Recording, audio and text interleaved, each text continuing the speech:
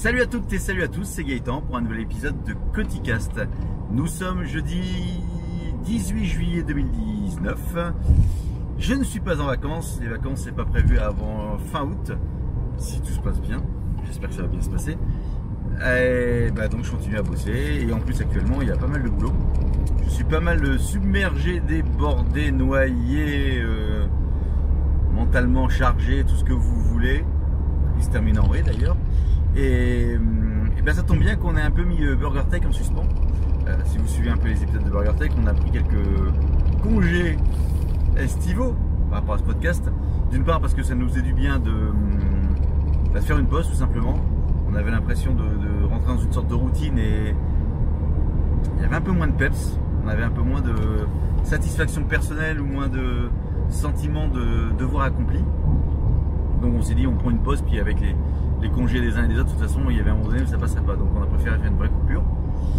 Et bien heureusement, parce que si on avait continué, de toute façon moi j'aurais pas pu suivre en termes de rythme de journée. Bon, c'est pas pour ça que je vous en parle, c'était juste pour faire un petit point perso. Il fait beau, il est quelle heure là?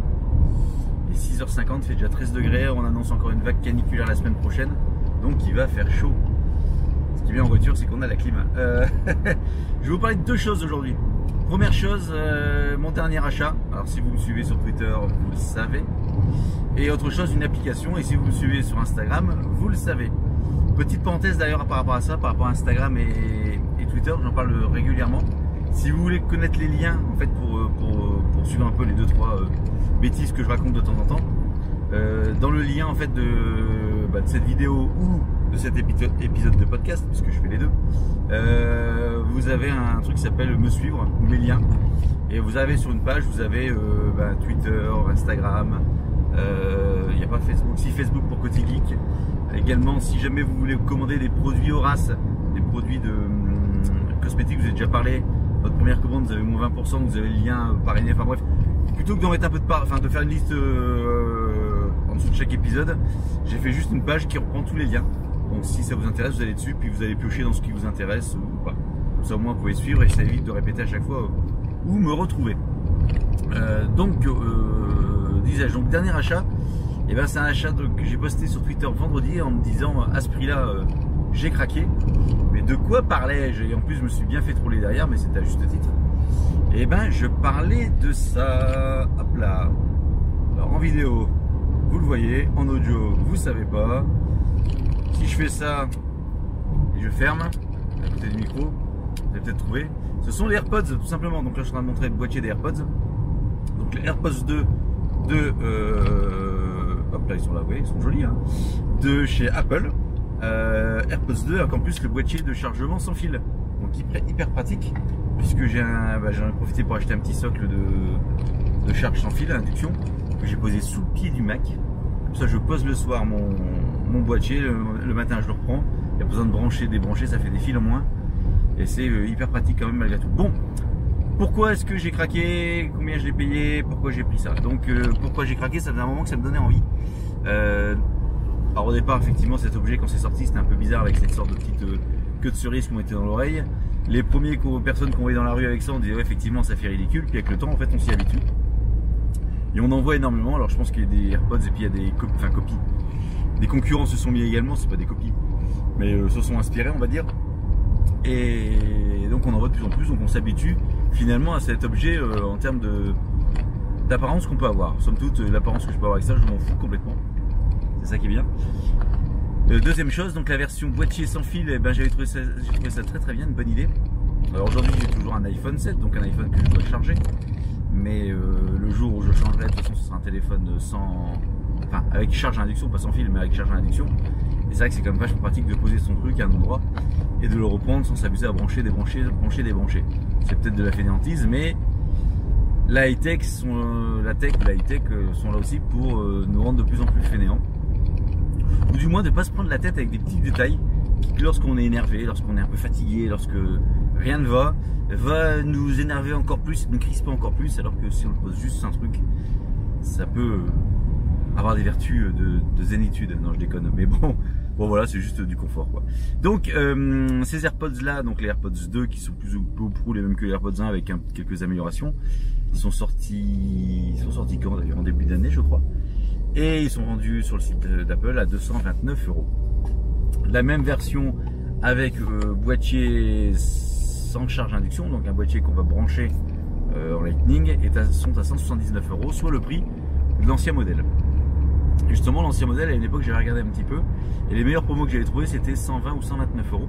Donc en gros, 50 € de moins que le prix de vente officiel d'Apple. Et puis là, alors on sort juste des Prime Day d'Amazon, qui étaient les 15 et 16 juillet. Mais vendredi, avant ces Prime Day, il y a une promo, donc j'ai trouvé sur Deal-Labs. Deal-Labs, si vous ne connaissez pas, c'est un site qui est très très bien, DEAL-ABS, qui vont vous regrouper toutes les promos du moment. Il y a des trucs, il y a tout, hein, à boire et à manger comme on dit. Il y a vraiment à boire, il y a vraiment à manger, il y a de la tech, il y a des bonnes affaires, des trucs un peu moins intéressants, mais c'est en fait chaque utilisateur va poster ses bonnes affaires et puis les gens vont voter en disant que ça c'est un bon plan, ça ne l'est pas. Et dans les commentaires, vous pouvez même vous faire une idée du produit pour savoir si c'est réellement une bonne chose ou pas. Bon, donc sur Deal-Labs, il y avait une promo, enfin Deal-Labs a relié une promo d'Amazon où ces AirPods étaient donc à 50 € de moins dans la version boîtier induction, donc à 179 €, soit le prix, 174 € d'ailleurs, non même moins que ça, ouais, 175 € en gros, soit le prix du boîtier, des AirPods avec boîtier normal. Donc c'est vraiment je lorgnais sur ces AirPods. Je m'étais même dit de prendre la version chez Apple pour avoir un truc un peu gravé dessus, parce que moi chez Apple on peut graver ses produits. Puis bon là ça fait 50 € de différence, ça fait comme cher la gravure si j'avais pris plein pot. Donc j'ai commandé, lundi matin je l'ai reçu, c'est ça qui vient avec Amazon, c'est que je l'ai reçu, et automatiquement lorsque vous ouvrez, alors vous ouvrez votre boîte normal, lorsque vous sortez vos AirPods, ils sont directement dans un petit boîtier blanc que je vous ai montré tout à l'heure. Ils sont emballés dans un petit film plastique, vous enlevez le film plastique, vous ouvrez vos AirPods et là automatiquement sur l'iPhone, vous avez une petite animation qui, ça y est, vos AirPods sont jumelés avec votre téléphone. Vous n'avez rien d'autre à faire. Alors ça c'est hyper pratique, c'est hyper Apple j'allais dire, mais on est vraiment dans l'expérience utilisateur. Alors vous pouvez me dire, oui d'accord, ok, c'est super pratique, mais des écouteurs sans fil, vous allez pas, on va pas les appairer tous les 4 matins. Non, c'est vrai. Mais si je veux changer de l'iPhone à quoi, à l'iPad ou au Mac, je suis dans un virage, la caméra elle tourne, ou au Mac, et je peux changer, switcher facilement, donc c'est hyper pratique. Deuxième chose, la position dans les oreilles, donc quand vous mettez dans les oreilles au début, la question qu'on peut se poser plutôt, c'est de se dire est-ce que ça va tenir ou pas tenir, est-ce qu'à un moment donné mes oreilles sont adaptées pour, ou est-ce que je vais avoir un problème de maintien ou de confort d'écoute. Alors je les ai mis dans l'oreille bien évidemment pour les tester. J'ai eu et passé pas mal d'appels donc justement lundi, et en fait j'ai trouvé ça hyper confortable, à tel point que entre chaque appel je les enlevais plus. Donc j'avais mis de la musique, j'ai mis des podcasts pour en profiter, comme c'était tout nouveau, faut bien faire mémuse avec ces nouveaux jouets. Mais c'était vraiment hyper confortable. Et le test suivant a été en fin de journée d'aller courir et donc de garder ses AirPods en mode sport, pour voir d'une part si ça gênait et si c'était stable également.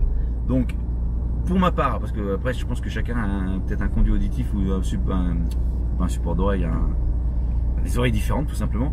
Donc pour ma part ça tient super bien, c'est hyper confortable, j'ai aucune gêne, autant avec les intra-auriculaires que j'utilisais pour courir, qui étaient des MPO là, en Bluetooth, qui faisaient bien le job, qui avaient tant des déconnexions, mais j'ai pas à me plaindre, depuis le temps ça faisait bien le truc, sauf que les intra-auriculaires qu'on logeait dans le fond de l'oreille, qui venaient de se coincer avec sur l'entourage de l'oreille, et au bout d'un moment ça me gênait, j'avais des démangeaisons, ça me fait que je les enlève, que je les remette, que je les repositionne.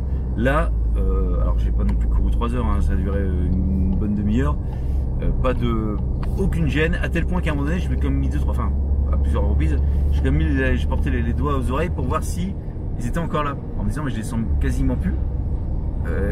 Est-ce qu'ils sont, est-ce que je les ai pas perdus? Non, en fait ça bouge pas, on les sent pas, donc très satisfait du truc, franchement top.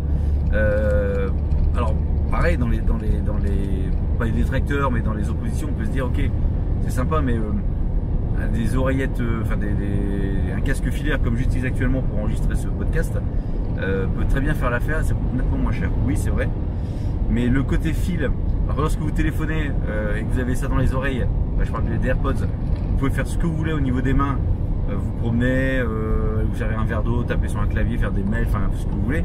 Alors que si vous êtes avec un téléphone filaire, au bout de ce casque, pardon, avec un casque filaire, je vais y arriver. Au bout de ce casque se trouve votre téléphone. Et que lorsque vous vous déplacez, votre téléphone, vous l'aurez toujours à la main. Donc quelque part, vous n'avez pas cette sensation de totale liberté ou d'aisance, on va dire, en termes de mouvement. Donc ça, c'est quand même sacrément appréciable. Alors après, il y a aussi des petits défauts. C'est par exemple le réflexe que j'ai eu, c'était de porter la main à l'oreille pour essayer d'augmenter ou de baisser le son. J'ai un casque Parrot, le Zig 2 là, que j'utilise, enfin un gros truc qui passe par dessus. Dessus, vous avez une zone tactile, vous pouvez augmenter, baisser le son, changer de mettre en pause et puis changer de passer à la lecture au morceau suivant. Là, vous pouvez juste passer au morceau suivant ou mettre en pause, comme on fait avec le bouton du casque filaire. Par contre, il n'y a pas possibilité, ou alors j'ai pas encore, je n'ai pas cherché non plus longtemps, mais je crois qu'il n'y a pas de possibilité d'augmenter ou de baisser le son. Ça, c'est un petit, on va dire, c'est peut-être le défaut que j'ai trouvé, que je reproche dans mon usage, qui va peut-être me manquer ou qui va me manquer dans l'usage du produit. Donc voilà, donc somme toute très content et très satisfait du bordel. Alors c'est cher certes, et ça fait longtemps que j'en avais envie, et ma réflexion c'est de me dire, c'est quand même un sacré produit technologique quand même par rapport à la façon dont on pouvait imaginer le futur il y a quelques années, quelques dizaines d'années. Et souvent je me fais cette réflexion, c'est de dire lorsque j'avais 10, 15, voire même 20 ans, il y avait des trucs qui me faisaient kiffer. Je me souviens avoir passé tout un week-end avec une disquette 3 pouces et demi dans la main en attendant, en me disant un jour j'aurai un Atari ST, et ça ce sera trop, ce sera le futur. Quand je me dis qu'aujourd'hui j'ai des oreillettes sans fil, qui se chargent sans fil, auxquelles je peux parler mais qui sont légères, enfin c'est un truc de dingue quoi. Donc voilà, je mets toujours un peu ça en perspective, et puis comme la vie parfois est un peu courte, je me fais plaisir. Voilà, donc si vous voulez vous le partager, donc AirPods, donc très convaincu, très content du produit. Il y a des produits donc chez les concurrents type Huawei ou Xiaomi qui font peu ou prou la même chose, beaucoup moins cher. Je préfère rester dans l'écosystème Apple, c'est mon petit plaisir, c'est mon, je vais pas dire c'est mon luxe parce que c'est pas vraiment ça, mais voilà, c'est mon envie. Après si ça me plaît vraiment, enfin si je me rends compte au bout de quelques jours, là ça fait quelques jours, hein, ça fait juste lundi, on est jeudi, ça fait 3 jours. Si je me rends compte qu'au bout d'un moment, je m'en sers pas, je les renverrai, parce qu'Amazon, l'avantage c'est 30 jours. Puis quelqu'un les aura en version, comment dirais-je, reconditionnée, d'occasion, ça coûtera moins cher, et tant mieux pour lui. Voilà, c'était mon premier truc. Et deuxième truc sur Instagram, c'est une application, alors je pense que tout le monde a entendu parler, parce que alors ça existe depuis 2017, ils sont en train de refaire parler d'elle, c'est FaceApp. FaceApp, c'est quoi? C'est une application qui va prendre en photo. Enfin, vous allez vous prendre en photo, vous allez donner une photo à cette application, et avec l'intelligence artificielle qu'il y a dedans, qui est annoncée comme étant dedans, enfin, ou sur des serveurs à distance plutôt, l'application va pouvoir vous améliorer, redessiner, rajeunir, vieillir, mettre des cheveux, mettre des lunettes sur votre visage de manière plutôt bluffante. C'est le cas de le dire, c'est côté bluffante. Alors, pourquoi on en parle en ce moment? C'est parce qu'en fait, il y a quelques personnes, influenceurs célèbres, on va dire. Il y a un challenge, c'est un challenge de vieillissement. Donc en gros, vous avez cette application qui est gratuite, FaceApp, aussi bien sur iOS qu'Android. Vous la téléchargez, vous l'installez, vous prenez en photo en selfie, puis vous mettez vieillir, et là vous avez votre visage vieilli. Comment vous dire, quand j'ai vu ça, de toute façon je vais le mettre dans la vidéo, puis aller sur Instagram, il y a encore la story là qui tourne. Quand j'ai mis ça, j'ai été sur le cul parce que j'ai l'impression d'avoir un mix entre mon père et mon grand-père. C'est normal, généralement on ressemble à ses parents ou à ses grands-parents, enfin, généralement, des fois non d'ailleurs. Mais là c'était quand même assez saisissant. Je l'ai montré à mes filles qui ont le même réflexe. Oh, on dirait papy, un peu différent, mais on dirait papy. Donc j'ai mis une deuxième photo de moi dans un cadre total. Alors la première c'était dans un fauteuil en selfie, comme je vous parle actuellement, et une deuxième c'était une photo quand je venais de courir, pour voir un petit peu. Et ben c'est un peu la même, ça donne la même type de visage, ça donne la même vieillissement. Donc après je l'ai fait avec mes filles, avec ma femme, et ça marche plutôt super bien. Il y a juste un petit buzz à travers cette application du moment, qui est oui mais que font-ils de nos photos? Attention, c'est sur un serveur, Et après, derrière, le serveur peut faire ce qu'ils veulent de votre photo. Alors oui, oui, c'est une commercialisation. C'est pas la première, c'est pas l'application qui fait ça. Facebook, quand vous mettez vos photos dedans, bah, c'est plus vos photos. Instagram, quand vous mettez vos photos dedans, bah, ce ne sont plus vos photos, etc., etc., etc. Donc c'est pas mieux ou c'est pas pire que le reste. Après, si votre photo, ils veulent l'utiliser pour, enfin bref,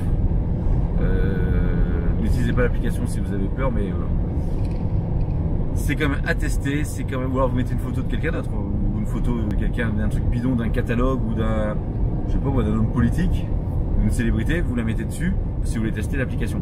Mais allez voir, c'est quand même assez bluffant et c'est super bien fait. Bon voilà, ce sera tout pour aujourd'hui. Qu'est-ce que j'avais d'autre?